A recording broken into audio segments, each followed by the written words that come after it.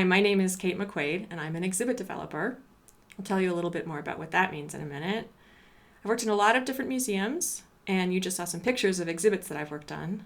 I understand you're going to be making an exhibit, so I want to tell you a little bit about how we go about creating exhibitions in museums. It's a pretty complicated process. By the end, you might wonder why there are so many steps, why we need to create so many documents. Here's the thing. Museum exhibits are expensive. They take a long time to create, somewhere between a year to 5 years, and they require a lot of people to make them. We have to be really clear about our goals at the beginning, and then we have to keep referring to them through all the phases and with all the team members. Otherwise, we might not end up with something that does what we want it to do. Here's a list of the skills and knowledge that are required to plan an exhibition, and this doesn't even count the skills needed to build it. There should be someone who knows a lot about the topic of the exhibition, who will help decide which ideas are important to communicate and make sure they're all based on good research. A person who looks after a collection of objects and knows a lot about them is a curator.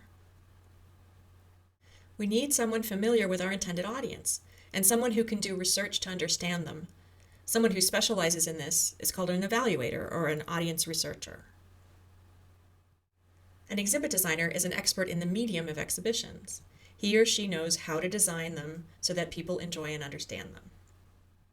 Museum exhibitions are supposed to help people learn something new, so it's good to have someone on the team who understands how people learn well in exhibitions. That person is often called an educator.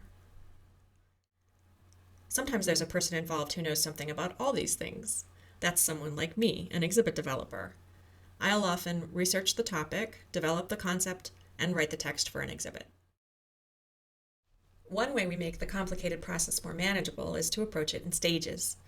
At the end of each stage, someone with authority over the project usually reviews the plan and gives the team the go-ahead to proceed to the next phase.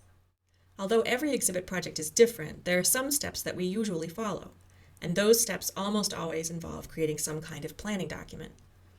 In the following segments, I'll talk about some of the same steps and documents that you'll be making as you work through your exhibit development phases.